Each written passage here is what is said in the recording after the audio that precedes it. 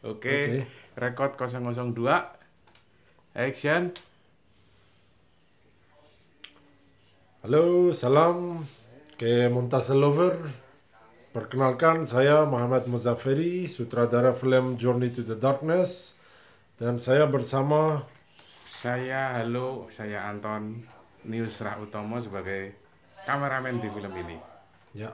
Kita hari ini ingin komentar tentang film Journey to the Darkness, konsep ceritanya, konsep filmnya, dan kita juga ngomong teknik, ngomong subtext di film ini, dan semua tentang film Journey to the Darkness. Ini bisa diceritakan Mas ya? Cerita, ya, mungkin saya cerita tentang itu kejadian yang saya pernah mengalami dulu sebelum saya punya ide film ini. Sebenarnya ini tentang penunsi yang datang ke Indonesia, dan dari Indonesia mereka planningnya ke negara Australia atau ke Amerika, dan itu tergantung United Nations mereka mau kemana. Tapi Indonesia di sini role-nya sebagai transit untuk orang penunsi. Dan dulu itu tahun 2010, 11 sampai tahun 2011 banyak orang datang dari Timur Tengah, orang-orang yang punya masalah di negaranya, misalnya di negaranya ada perang atau ada masalah politik, mereka nggak nyaman di situ, mereka datang ke Indonesia dan langsung mereka harus ke kantor United Nations untuk minta jadi penunsi biar bisa berangkat ke Australia atau ke Amerika, ke Kanada, tergantung ya mana yang dipilih sama United Nations. Kalau kasusnya udah accepted, udah approve. Setelah tahun 2012 itu karena banyak orang datang dan minta jadi penunsi biar bisa imigran ke negara Australia, karena itu dianggap cara yang paling gampang bisa imigran ke negara-negara yang mereka dianggap negara maju, ya, negara first world country lah, kayak gitu. Setelah itu proses dari United Nations udah susah karena mereka harus benar-benar investigasi kasus apa mereka ini beneran punya masalah di situ atau cuma pengen imigran ke Australia atau ke US, ke Kanada. Dan karena investigasinya itu lama, banyak orang harus tunggu waktu yang lebih lama. Kalau dulu misalnya prosesnya sekitar 5-6 bulan, setelah kejadian itu prosesnya bisa harus nunggu sekarang bertahun-tahun. Mereka nggak sabar dan mereka itu cari gimana caranya bisa lebih cepat. Bisa datang ke Indonesia langsung bisa berangkat ke Australia. Berarti orang itu datang nggak usah ke UN, dia tinggal ketemu smuggler ya, yang bisa bawa dia ke Australia langsung pakai bot. Dan itu udah mungkin dari tahun 2012 sampai tahun 2014 itu sering tiap bulan itu banyak bot yang berangkat dari Indonesia bawa penunsi ke Australia. Secara produksi ini Mas Moyes ya. Ini kita untuk tempatnya itu kita sewa villa di Kaliurang. Ya. Kita sudah waktu itu survei beberapa kali untuk memilih villa di sana karena ada banyak. Ya. Ada sekitar 3 tempat yang kita pilih, tapi yang cocok ya hanya villa ini ya. Ya. Ini villa milik UGM ya. Ya. Oke. Sewanya berapa waktu itu ya Mas ya? Ya, itu untuk 12 jam ya, kita sewa hanya 12 jam. Oke. Dan itu sekitar 1.200.000. Oh, 12 jam ya? Ya, berarti dihitung 100.000 per jam. Oke. Ya. Dan ini kita mulai produksi waktu itu setelah makan malam ya? Ya, betul. Jam 7 ya? 7 ya. Untuk produksi ini film ada 2 segmen ya? Ya. Yang satu segmen phone footage, Ya. yang satu lagi segmen long take nanti yang kedua ya. Ya. Kita mulai produksi di segmen phone footage ini jam 7 malam sampai jam 12 waktu itu ya, jam 12 malam. Enggak. Maksudnya kita enggak menduga bahwa itu selesai lama. Ya, ya. Karena Dan gara-gara hantunya itu yang karena ternyata sewaktu simulasi dan sewaktu kita syuting beneran itu benar-benar sangat detail dan ribet sekali ya, ya, waktu itu ya. ya, betul ya. Persiapan kita juga nyewa handycam Ya. untuk segmen phone footage ini 100 ribuan itu ya Mas Mes ya. Ya, betul ya. Oke. Ya. Terus kenapa milih villa ini Mas Mes? Ya, kalau dari survei yang kemarin kita lihat itu di daerah Kaliurang ya. Kebanyakan lokasi dan yang kita sudah juga udah pilih mau produksi tapi tidak setuju untuk produksi sama yang jaga sama yang punya tidak setuju karena kata mereka itu pernah orang yang produksi di sini dan itu bikin berantakan di villanya dan mereka tidak setuju. Dan akhirnya waktu datang ke villa ini, oh ternyata itu benar-benar dengan konsep yang saya butuh itu cocok sekali karena saya di naskahnya itu kita kebanyakan gaya ya subtext di film terus pakai simbol dan saya pikir ini villa yang benar-benar cocok. Selain villa juga kita juga harus benar-benar siap karena kita punya pemain orang luar semua. Villa itu mungkin dia punya double function ya buat kita, bisa produksi, bisa untuk nginap juga karena kamar-kamarnya itu banyak sekali sekitar ya 7 atau 8 kamar di sini. Mungkin lebih ya. Karena villanya besar. Bentuknya seperti kapal ya. Ya, betul ya. Kenapa itu dipilih? Ya, itu karena juga kita lihat kalau kita lihat di segmen 2 ya. Itu udah jelas. Kita udah kasih tahu ke penonton kalau ini mereka itu dalam perjalanan. Dalam perjalanan naik boat. Tapi ya sebelum kita kasih itu kita balik ke segmen 1 ya. Segmen 1 itu karena kita pakai found footage dan yang pakai handycam saya sendiri juga. Saya terpaksa ini sebagai pemain juga di film ini karena di film ini waktu itu kita ada masalah pemain juga. Waktu punya ide ini saya juga mikir ini berarti semua harus pemain orang luar. Dan mungkin kalau orang Indonesia mungkin 2 orang kalau kita lihat di film ini ya. Dan karena kurang pemain itu saya sendiri terpaksa masuk. Di sini ada Mas Momtaz yang tinggal di Indonesia. Sama Mas Nesar juga tinggal di Indonesia mereka. Yang satu lagi itu perempuan Mbak Bubi itu dari Serbia. Dan kita kasih pakaian yang kelihatan seperti orang Iran. Dan kenapa dia nggak ada dialog juga karena dia nggak bisa bahasa Iran atau Persia. Ya Persia dia nggak bisa dan kita cuma biar kelihatan seperti orang Iran tapi diam aja di situ nggak usah ngobrol dan ya. Kenapa hantu di Iran kerudung hitam? Ya kalau ya kita balik juga ke hantunya di segmen 1 ini. Karena di Iran itu kita nggak ada karakter hantu di situ. Kalau di Indonesia itu banyak, mungkin ya ada pocong, ada tuyul, ada ya banyak ya. Saya lupa nama-namanya. Tapi di Iran biasanya kalau orang percaya hantu itu pasti mereka percaya itu hantu itu datang sebagai seorang kita kenal atau sebagai manusia. Dan kenapa ada hantu di film ini karena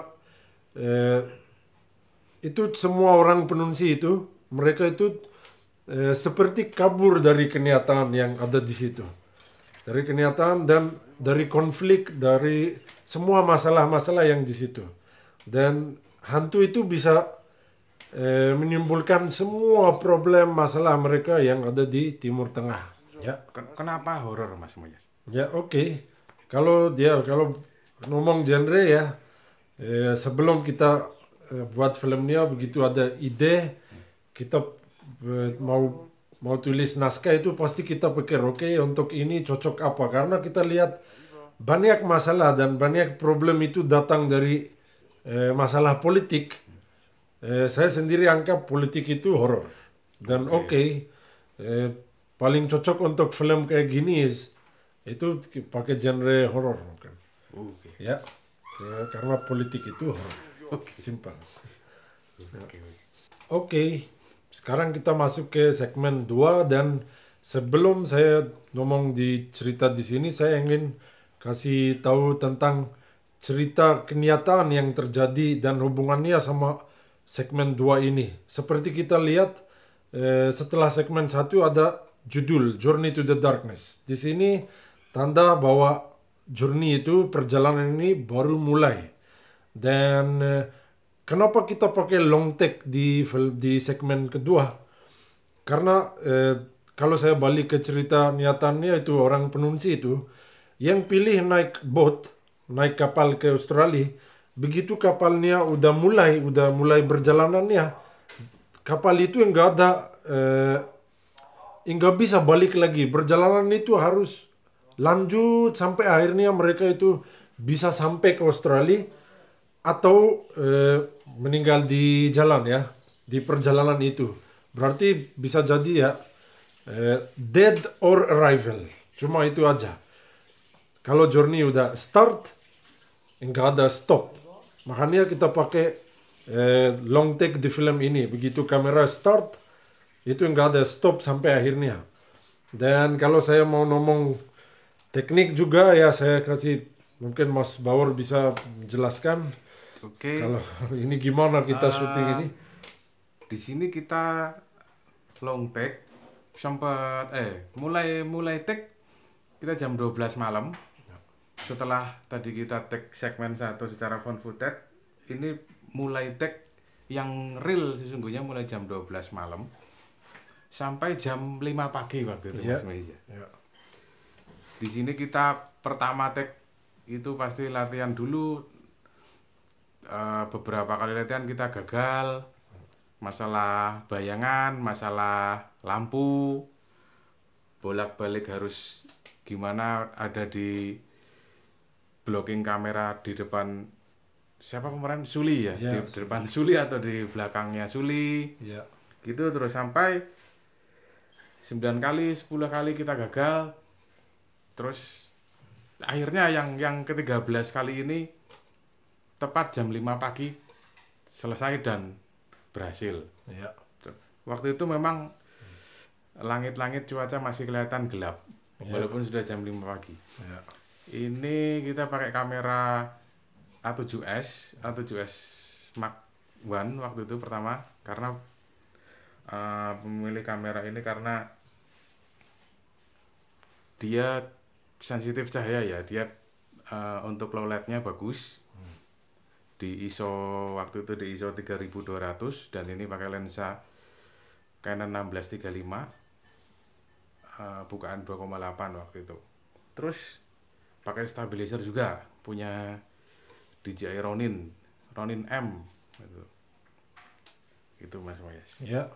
Ya, saya juga waktu lihat ini kita punya konsep kayak gini, saya pikir gampang ini, tinggal kita ambil dari sana ke sini. Seperti di filmnya kelihatan gampang sekali karena nggak ada apa-apa, tapi ternyata banyak kejutan yang ya mungkin kalau kita lihat pemain juga udah kelihatan capek. Dia juga seperti nggak fokus ke film, dia fokus ke bayangan, ikut kita juga fokus ke bayangan, fokus ke kamera, ke teknik juga pemain film di sini. Dan di sini juga kita ada suara bell, teng kayak gitu. Itu sebenarnya bukan suara tambahan dari editing, itu suara beneran. Kita pakai laptop sama Bluetooth. Ya, Bluetooth speaker ya. Dan berapa kali itu kita dari syuting berhasil, tapi di tengah-tengah pas itu play song itu, teng bell itu tahu-tahu ada suara the Bluetooth device is disconnected. So kita harus ulang lagi ya, karena suara itu juga suara itu juga bikin agak susah. Dan ya akhirnya kita udah cover suara, udah semuanya oke, nggak masalah dan berhasil. Dan kalau kita lihat di sini blocking kamera itu juga karena bayangan itu. Ada banyak orang yang komentar, kenapa ini direkam dari belakang di sini, direkam dari depan di situ ya. Memang dulu itu mungkin planning kita beda. Terus begitu kita datang mulai syuting, ada bayangan, ada masalah, kita akhirnya udah oke, bisa di sini dari depan, di situ bisa pindah. Pemain bisa berhenti dikit cari sesuatu, terus biar kamera bisa dari belakang pindah-pindah depan belakang. Dan akhirnya ya berhasil. Oke. Dan ini kita memakai lampu yang ada di villa itu saja ya Mas Mes ya. Ya betul. Nggak ada lampu tambahan. Makanya kita waktu itu berpikir keras untuk lampu mana yang akan dimatikan dan dinyalakan supaya tidak terjadi bayangan. Ya betul ya.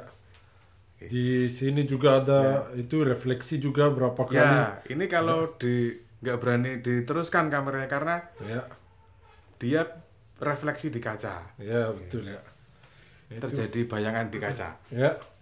Akhirnya ya film udah berhasil, segmen 1, segmen 2 semua oke, dan kita juga editing juga nggak begitu lama, editing juga cepat, dan langsung mulai submit ke festival ya. Dan ya akhirnya itu filmnya langsung official selection di festival JAF ya di tahun 2017 ya, yes. Tahun 2017 ya. Produksi 2017, masuk festival 2017, saya sendiri senang sekali. Terus screening di mana waktu itu ya Mas? Ya, screeningnya di Empire XX1. Yes.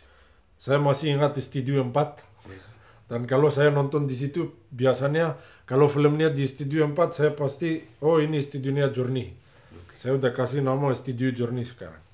Dan ditayang juga di CGV, JWAC. Ya.